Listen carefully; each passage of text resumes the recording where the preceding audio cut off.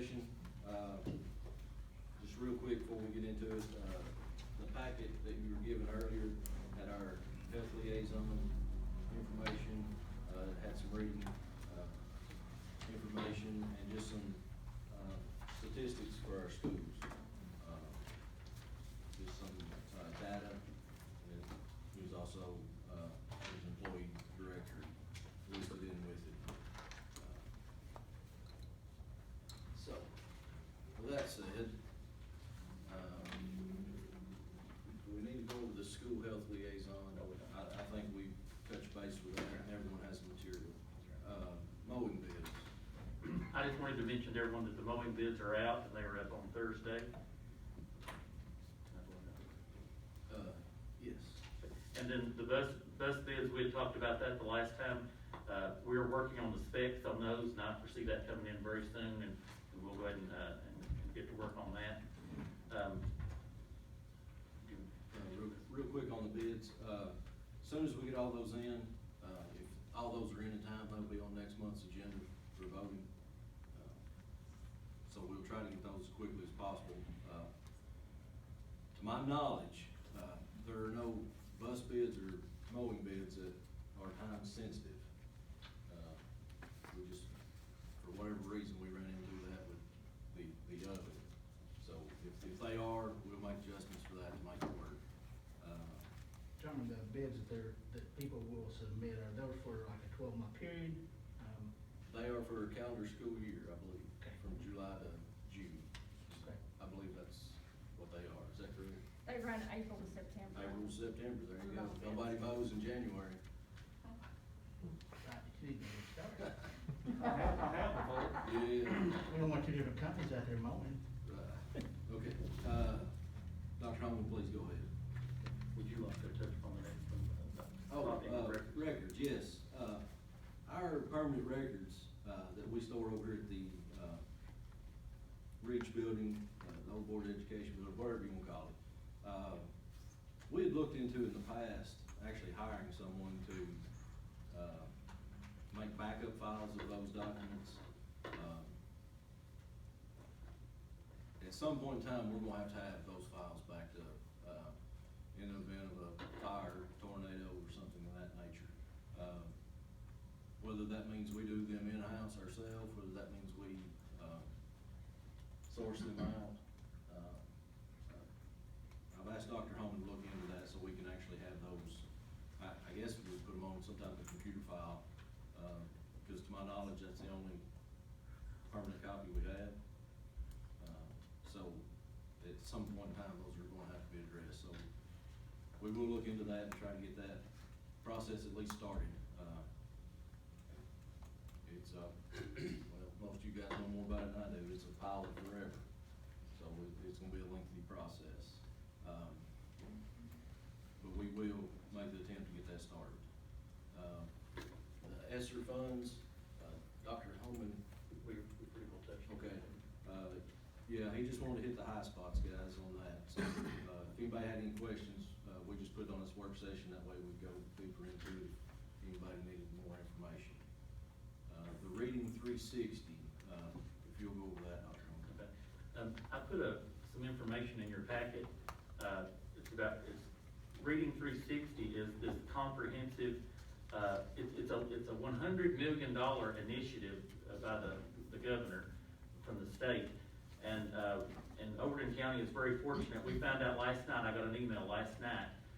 I was gonna mention that to everyone that we had applied for that, and that was all I was gonna be saying, was that we applied for the state's Reading 360 initiative. Well, then last night we got the email saying that we were awarded that, so I'm really glad to hear about that. Just to tell you real quickly what that is, it's a comprehensive approach that will provide optional grants and resources to help Tennessee students develop strong phonics-based reading skills by supporting districts, teachers, and families. That's what it is. And it provides tutoring, lots and lots of training and staff development this summer. We've already been polling our teachers to see who would be interested in that.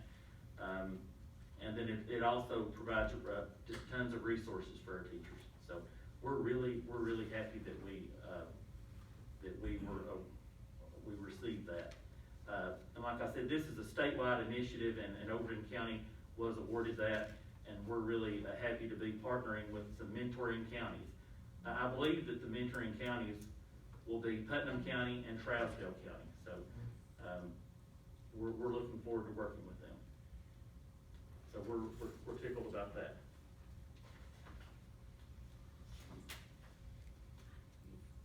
We can go with that. Okay. And the next one, I wanted to give, when I can, I'd like to give you some data from our students. And if you will look at your data on this one, there's two sheets. They look very similar, but one at the top says it's the percentage of students scoring within Tier 1. It looks, Yeah, it's in that.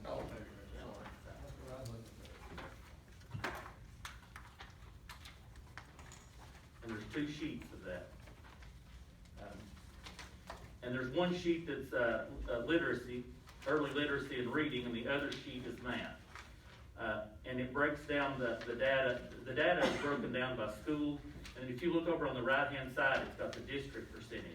So you can compare schools to the district, you can compare schools to schools, grades to grades. There's a lot of information you can get from this. But if you're wondering where this comes from, this is benchmark data. There are benchmarks given to our students 3 times a year, in the fall, in the winter, and in the spring. And this is the winter benchmark. And the assessment that's actually given is called Ames Web. And I wanted to explain to you, if you don't know a little about this, you're not gonna, these numbers I don't think will mean a great lot to you. But this data shows the students that are meeting success in Tier 1 instruction. Meeting success in Tier 1 instruction. And Tier 1 instruction is what we would all call regular classroom instruction. So in other words, they're doing well enough with regular classroom instruction that they don't need remediation from the other 2 tiers, from Tier 2 or from Tier 3. So Tier 1 is they're meeting success with that. And then you can look at these 2 and stay on those for quite a while. So if any of you have any questions about that, please feel free to let me know.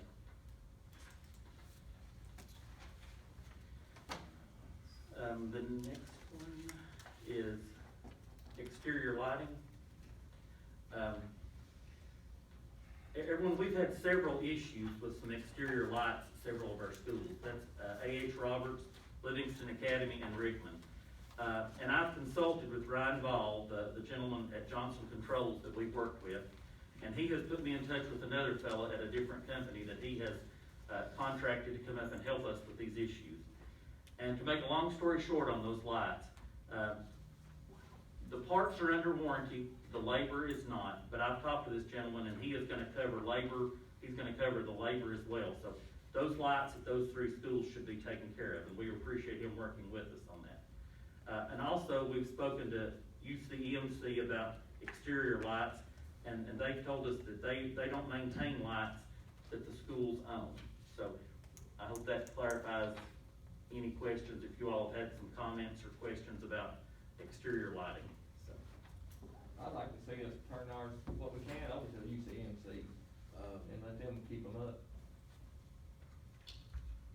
in our parking lot. That's just my thoughts. Wilson, Larry, you or William know, do we own those lights or does volunteer own the lights up there? Does either of you 2 know? I'm not for sure, but I think in conversation that we were talking about them, that they were taken care of by a volunteer, but I don't know for sure. Okay. Since we're talking about lighting, one of the things that came up when I toured through the schools is the tennis courts at the high school do not have lighting. And so they've had tournaments where they get to the end of the day and the tournament's not complete, they're having visibility issues. So sometime in the future, we need to take a look at how do we add lighting to the tennis courts. Okay. And when you refer to the exterior lighting, like at AH, LA, and Rickman, is that parking lot or Well, on the building? It depends. Like AH across the road here, all the parking lot lighting in the front is owned by the schools. Now, the high school's parking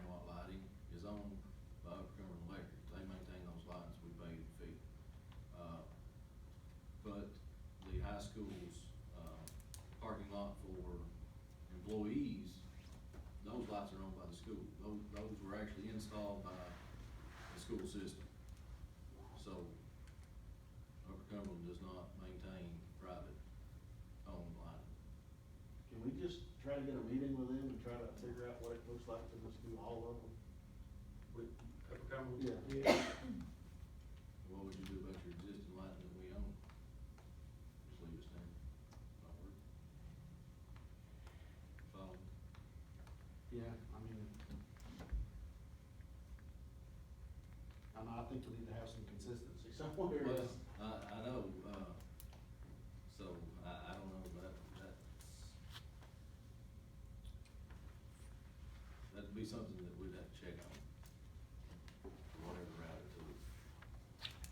I'd like to put it on the next regular, meeting, and after 30 days to find out and do something, Maybe. especially on the parking lot. I mean, on all of it, but on the parking lot for sure. All right, if we can have that information in time, we'll put it on the next meeting.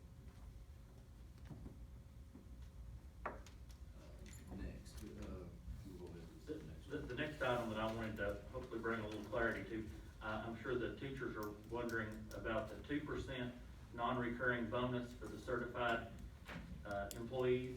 And it's our desire to disperse that in April, and I plan to explain this to teachers through a recorded message, just so that they will know how much money came in, how it was divided, what was taken out of it, and give them the numbers, and that way they'll know all about the numbers and how it's divided up. So let's see. Okay, I think we've come to where we wanted to recognize one of our students, and she's not able to be here tonight.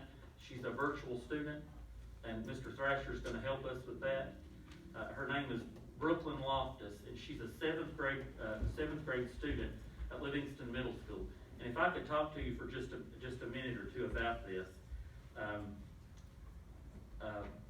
Her teacher, her science teacher said a few words about her here, and I'd like to read that to you. It's a pretty good, some good information.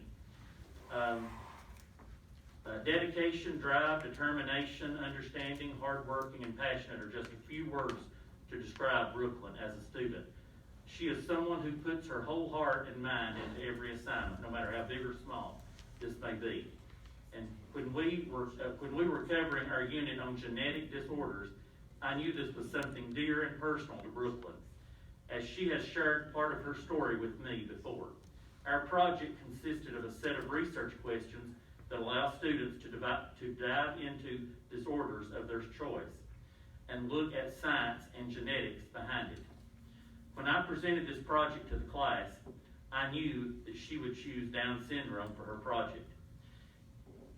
In a one-to-one conversation with Brooklyn, she asked me if she could include pictures of her brother and some of the personal connections she has to Down syndrome, and without hesitation, the teacher said yes. I wanted her to feel like that she could make it her own, and I was truly blown away by the presentation. The way Brooklyn not only answered the questions for the project, but her personal touches and her heart she poured into the PowerPoint was more than she could have ever wanted as a teacher. As I read Brooklyn's story, I sat there in awe of the young lady that she is, and her strive to be the sister Tyler needed her to be. I'm so proud to call Brooklyn a student and can't wait to see her use the same determination and drive in her future career to be an advocate for families or others with Down syndrome. Brooklyn is going to help change the world one day, and the teacher is so honored to have been part of this journey. Brooklyn did this assignment, and she shared this with her gifted teacher, and the gifted teacher thought this was so impressive that she shared this with the Down Syndrome Association of Middle Tennessee. And they have got this on their website and on their blog. So this student has really done a good job with this. She's got a personal connection to it, and she's taken that personal connection and really learned a lot from it. And that is something that I, as the director of schools, would like to see us push more, is academics. And when our students do well academically, I'd like to recognize them and do things for them, and in hopes of inspiring other students to do well also. And I spoke with a business member in the community. I spoke with Frank Walters, who owns the Dairy Queen, and he said, Mr. Holman, I would love to help you in any way that I can.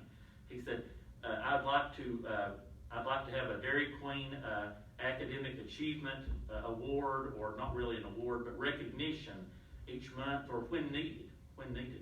So there may be times when I go to a school and present something to a child, as I did last week. If any of you noticed that on Facebook, I went over to A.H. Roberts and I spoke with a young lady there that had done an excellent writing assignment, and yet ironically it was about science as well. But I want to give this Dairy Queen certificate. It's an 8-inch round ice cream cake. So we're going to be giving that to Brooklyn for her hard work on this. But I can't stress enough how much I want to see our students work hard and be recognized for their academic hard work. So, Mr. Thrasher, I appreciate you being here tonight, and we're going to watch her presentation here. Down syndrome by Brooklyn Loftus. Other names for Down syndrome are trisomy 21, translocation Down syndrome, and mosaic Down syndrome. These names depend on which type of Down syndrome the child has, but all refer to the 21st chromosome. My brother has trisomy 21, which is the most common type of Down syndrome. The colors that represent Down syndrome are yellow and blue. World Down Syndrome Day is on March 21st because it indicates that there are 3 genetic materials in chromosome 21. World Down Syndrome Month is in October. This month is supposed to bring awareness to the people with Down syndrome for all their abilities and accomplishments. What causes Down syndrome? The cause of Down syndrome is unknown, but in non-disjunction, 2 copies of the 21st chromosome fail to separate. There are factors that increase your risk of having a child with Down syndrome. One factor is the mother's age. If the mother is 35 or older, it increases the risk of having a child with Down syndrome. My mom was 35 when she had Tyler. When he was born, they thought his case was just random. Most people that have children with Down syndrome are younger than 35, so it doesn't always depend on your age. Being older than 35 is just more of a risk factor.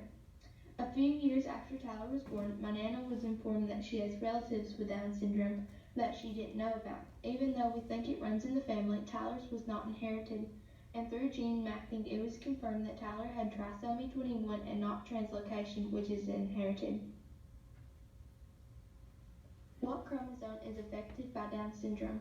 Chromosome 21 is affected by Down syndrome. Depending on what type of Down syndrome your child has, the 21st chromosome is affected differently. Trisomy 21 is the most common type of Down syndrome. Trisomy 21 has an extra chromosome in all cells. Translocation Down syndrome is inherited from the child's parents. In translocation, the extra 21st chromosome is attached to another chromosome.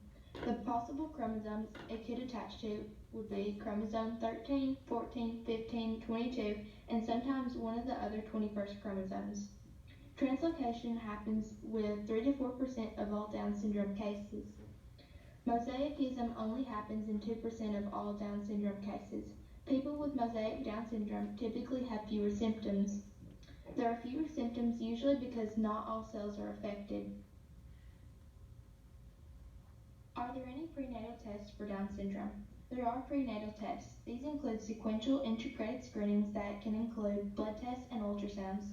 You can also get a CVS, which is a chronic villus sampling that is most common to make sure the baby doesn't have cystic fibrosis, Tay-Sachs disease, or sickle cell disease. My mom had extra ultrasounds done. They can't be 100% sure that the baby will have Down syndrome before it's born, but my parents were told there was a high chance that Tyler had Down syndrome. Tyler had markers that showed there was a high chance, and when Tyler was born, it was confirmed that he did have Down syndrome. A common myth about people with Down syndrome is that they're always happy. Being a sister with a brother that has Down syndrome, I can 100% say that is not true. People with Down syndrome have the same emotions as everyone else does. Yes, most of the time Tyler's happy and smiling, but that's not 24/7. He likes to be stubborn at times, and he gets frustrated like everyone else. Sometimes he can get more frustrated than us because he can't talk and tell you what he wants or needs. It would be very frustrating for us if we couldn't talk and people couldn't understand us. However, most of the time, Tyler is happy. When he smiles, he can certainly brighten the room. He also understands when someone isn't feeling themselves or is sad. He's very good at detecting emotions in people. If you're sad and crying, he'll come and give you a hug and a kiss and sit with you just like any other member of the family would. The symptoms of Down syndrome vary greatly. Depending on the type of Down syndrome the child is diagnosed with, trisomy 21, translocation, or mosaicism. Low muscle tone and loose joints are common, which allow the child to be very flexible. The child may likely experience slower learning times, speech delays, lack of motor and sensory skills, sleep-related difficulties, heart, thyroid, hearing or eyesight issues, and respiratory problems. Some physical symptoms of Down syndrome are upward slanted eyes, depressed nasal bridge and small nose, flattened face, small mouth and ears, a gap between their big toe and second toe, and only one deep crease in their hand. Not all kids and people with Down syndrome will have these, but they are the most common. A few years ago, Tyler got his tonsils and adenoids removed because he had some obstruction to his breathing at night. The picture on the right was when Tyler had his first ear tube surgery. A few years later, he went back to get his eardrum repaired and get a second ear tube surgery. What population is affected? Down syndrome is the most common genetic condition. 1 out of 700 babies in the United States are born with Down syndrome. Anyone can be born with Down syndrome, but it can run in families. Tyler wears his noise-reducing headphones when he's at loud places. How is it inherited? Most times Down syndrome is not inherited and it happens in non-disjunction. Translocation Down syndrome can be inherited from the mother, father, or both. However, only 3 to 4% of people with translocation is linked to inheritance. If it is inherited, it is usually from the mother. Each year we go to the Buddy Walk in Nashville. For the past few years, it has been at the Hermitage. One year we got to meet the cast and moms of the TV show Born This Way, showing a group of friends all with Down syndrome. Medical assistance is needed such as speech, occupational, behavioral, and physical therapists. Most times further assistance is needed as the child grows. The long-term outlook for the person with Down syndrome is usually between 55 and 80 years. Social interaction can vary, but some people may need a speaking device if they can't talk or have a hard time expressing themselves to others. In school, children with Down syndrome may need special assistance. The future for people with Down syndrome may or may not look like the rest of ours. Some choose to not let their disability define them and work like anyone else would with some assistance. Others may help around the house and not have jobs. My brother got a Toby Dynavox when he was younger to be able to show us what he wanted since he can't talk. He didn't grow very fond of the Dynavox, but after a while he started to point to the things he wanted without it. Even though he doesn't talk, he does use his iPad to indirectly tell us things. On my birthday, he always finds a video on YouTube of people singing the song Happy Birthday. He also plays We Wish You a Merry Christmas and a Happy New Year a few days after Christmas. In school, Tyler has a one-on-one aide that helps him throughout the day. Are there any treatments or cures available? There is no cure for Down syndrome. Help and therapies for speech, physical, intellectual, occupational, and behavioral are based on the individual's needs. Tyler has OT, PT, and speech at school. Before he was old enough to attend school, he got the same services from a therapy place nearby. When he was 1, he had a walker because we were told if we were lucky, he would walk when he was 5. Tyler was very determined to prove them wrong, and he walked it too. I felt so special to be the first person he walked to. I remember being there when they told us that and thinking I knew he would walk before them. I wasn't wrong. He's been walking and running for 5 years now. I'm so proud of him for overcoming yet another obstacle that a lot of people didn't think he would accomplish so quickly. Can Down syndrome be prevented? Down syndrome can't fully be prevented. If you have already had a child with Down syndrome or are 35 years and older, you're at a higher risk of having another child with Down syndrome. Plus, Tyler is awesome, so why would you want to prevent anyone else from being awesome too? Can they have children and are they affected too? Typically, a person with Down syndrome doesn't have children, but it isn't impossible. Older studies that are being reinvestigated show that only women with Down syndrome can have children and men can't. If they do have children, the chances of having a child with Down syndrome are 35 to 50%. What is the status of research and cure? Sadly, Down syndrome is the least funded major genetic condition, so there is a major lack of research. This is due to the 92% of women that decide to terminate the pregnancy after figuring out their child has Down syndrome. Since Down syndrome is a genetic abnormality, there is not a cure. Recently, studies are being conducted to find a cure for Alzheimer's disease through people with Down syndrome. It is very common for people with Down syndrome to develop Alzheimer's in their 50s and 60s. My brother has inspired me to attend Vanderbilt Medical School, majoring in pediatrics and possibly genetics to help further research in Down syndrome. My brother can do many things, like dress up for Halloween, play in the ocean, blow out his own birthday candles, ride the carousel, and play basketball. And he's the best brother and friend anyone could ever ask for. Here is my story with having a brother with Down syndrome. My brother was born on September 17, 2013. That day and week will never be forgotten for me and my family.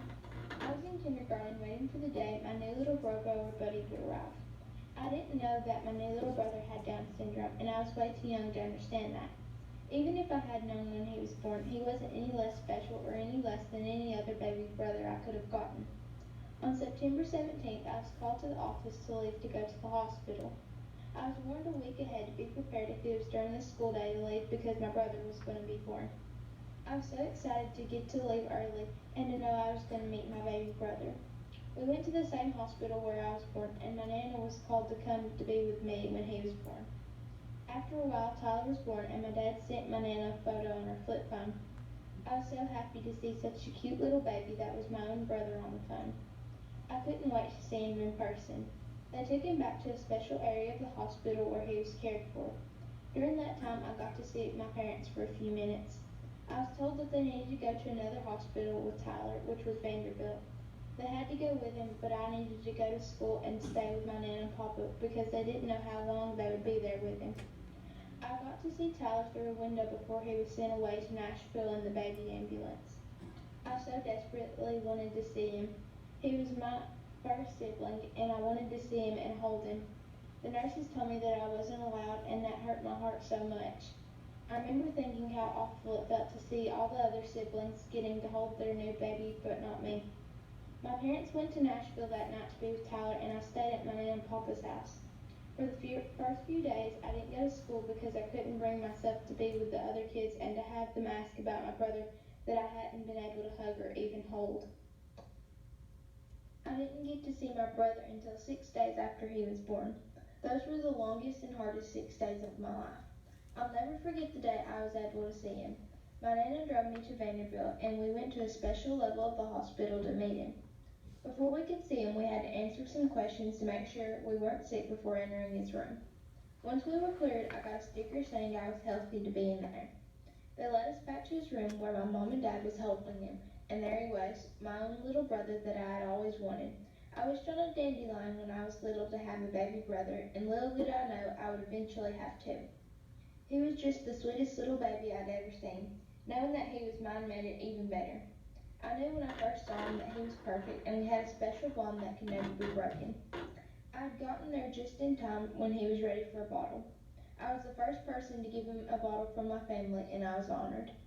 A few hours later, the nurses took him back to give my parents a break, even though I didn't want him to go. We went down to the first floor to walk to the second building of Vanderbilt with the food court. My first meal at Vanderbilt was from Taco Bell. While we all ate, we caught up on what we had missed being together, and I was given a special gift. Not only did I get a brother, I got my very own bracelet like my mom and Nana's. It was the kind I could add beads to every so often. Sadly, I couldn't stay at Vanderbilt and needed to go back to school.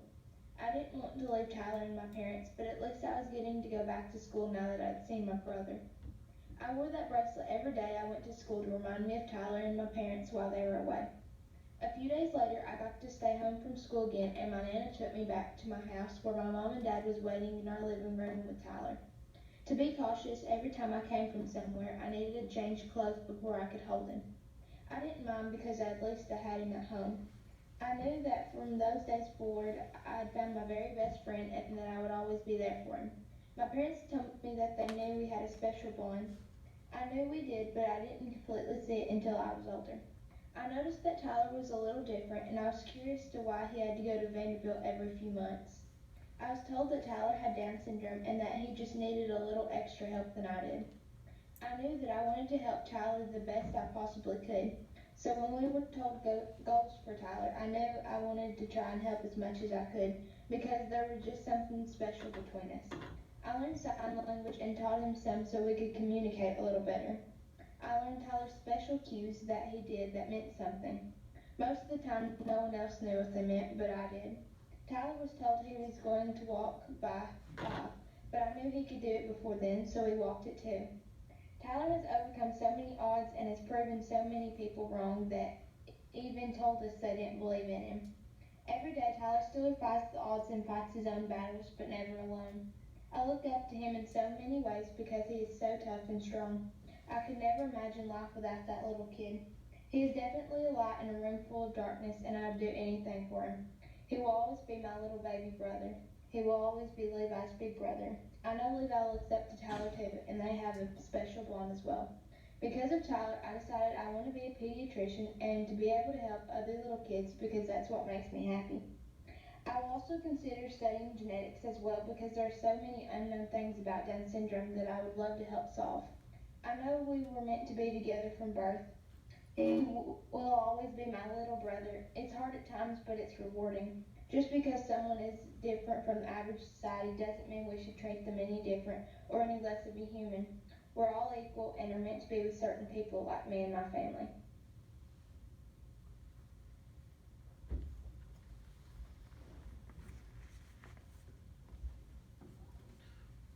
Brooklyn, if you're watching this at home, if you're home from your softball game and watching this, or if you're watching it online later, we'd all like to tell you how proud we are of you, and we appreciate the effort that you put into this. I know there's a lot of skills covered in this project, and I've listed a few. There's all sorts of technology skills, communication skills, English grammar, writing, and then the scientific aspect. But the main thing I took from this is the good example that you're setting by caring so much for your little brother and taking care of him, how important family is. And there's just, in this one project, there are so many good things intertwined within this project, academic and otherwise. But Brooklyn, we're really proud of you, and don't forget this Dairy Queen cake from Frank and Beth Walters.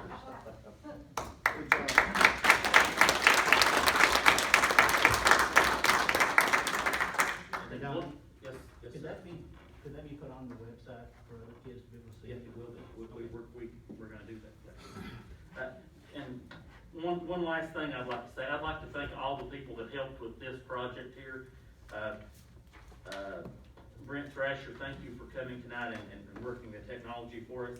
Debbie Roddy, our pre-K coordinator, and Lydia Platt, our special ed supervisor, and Lori Mosley, and the child's teacher, which was Sarah Sullivan, and I hope I'm not leaving anyone out. But there was just a group of people that worked on this, and I'm so proud of all of you, and thank you those that are here tonight. Also, Jenny Smith was here earlier, and she was here because she's over the nurses. She's our coordinated school health person, and she's over the nurses, and I really appreciate her being here tonight as well. I wish I'd have said that while she was still here. But things have been really busy in the last month, and we've got a lot of things going for next month, and I appreciate everything. Thank you a lot.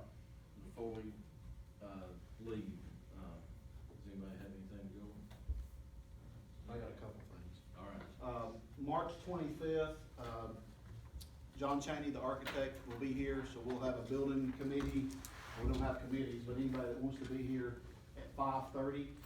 We'll start the conversations on the football field. I talked to Mr. Chaney about us entering into a contract, and he reached back into his paperwork. And when we did the high school roof,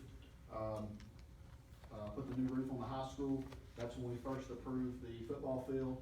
So at that time, we went ahead and made an addendum to the contract, so we put the football field in with it. So we've already approved all that, so there's nothing else we need to do other than start the conversations about how we want to proceed, if there's any changes we want to make. So we'll start those conversations the 25th at 5:30 here at the central office. He's actually going to come up a little earlier because some of us met at the high school earlier, looked at the land behind the football field. on what possibly we'd like to purchase for the track in the near future. So we've got a general idea of that, so I'm gonna have him to look at that just to make sure it's gonna be enough, for us to purchase, in the future. So we'll look at that a little bit earlier, but we'll meet here as a committee at 5:30. Then on the budget, I know we've talked about once before, the homeschool. Right now, I think we've got 100 vacancies approved, and I think Wayne had said that there was like 39 or 40 more on the waiting list. That's right. So I know we had talked before about maybe increasing that number. I think there's an upfront, it's about half the BEP we gotta spend on that. So if we wanna increase that, we may wanna look at adding something to that budget. In the one you'll get tonight, we have not, that's not yet been added. Okay.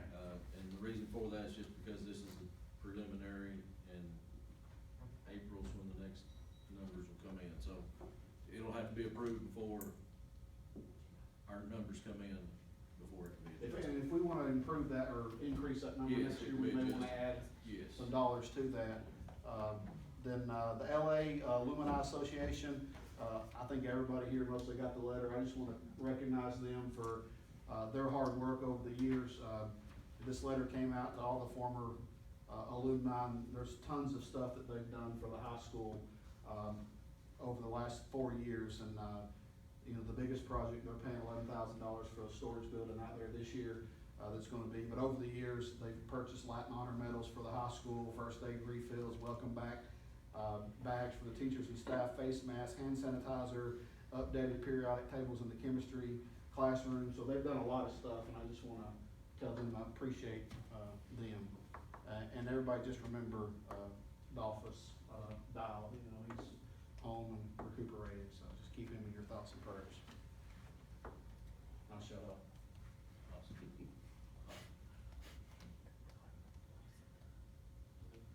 One other thing that I made an error last time, my first board meeting, I made an error, believe that or not. We discussed, the last time we discussed the TDEC grant for the buses, and I forgot to mention that time that Patty Dale was the one that wrote that, and we really appreciate her for writing that as well. And I failed to mention that she wrote it, so wanted to clarify that. Anybody else have anything? Where we at on the teacher buyout, Indeed? I've turned those numbers in, and that's as far as I've got with it. Nobody said for sure. Well, is there a number, a minimum number we're gonna, He say up there. I think we need to look also at positions that we might be able to absorb, because we don't wanna buy somebody out and then have to hire a new position and not be able to find somebody. right, And I know we've done this years past, and, you know, one year we'll do it, and we say we're not gonna do it for a couple of years, and I just, personally me, I just don't feel comfortable saying, yeah, we're gonna do it, when 2 years down the road, somebody else is gonna retire, but we can't do it, and we don't have a consistency every single time, that we're offering somebody $10,000 this year, but next year we can't offer it to you, 2 years later, we can't offer it to you, and I know, you know, if you can, you know, buy out 10 and absorb theirs, you're gonna save money, but I just don't see a consistency there that we can give everybody the same benefit for retiring. Dr. Holman done the research, and from our last buyout, we stated it'd be 3 years before, a minimum of 3 before we'd offer again. That time frame's up. That doesn't necessarily mean we have to do one, but if we are going to, I mean, do we want a minimum number? You know, if only 2 or 3 people are going to retire, it's not economically beneficial to the budget of the school or school system. But now, like Mike said, if there's 10, it could be, so. That's why I don't know what kind of numbers I know he sent us them numbers the other day, but Yeah, he there's has probably a they dozen. express that they're gonna take about. There's probably a dozen possibilities, Yeah. but to my knowledge, there are no guarantees, so. I'll tell you what I could do, I could reach out to the principals again, I'm gonna be meeting with them Friday. I could reach out to them tomorrow, and hopefully they could bring that to us, to the meeting on Friday, of those that were, mentioning an interest, and see who were seriously interested. Yes. Maybe that would help us to make our decision a little better. Yes. Is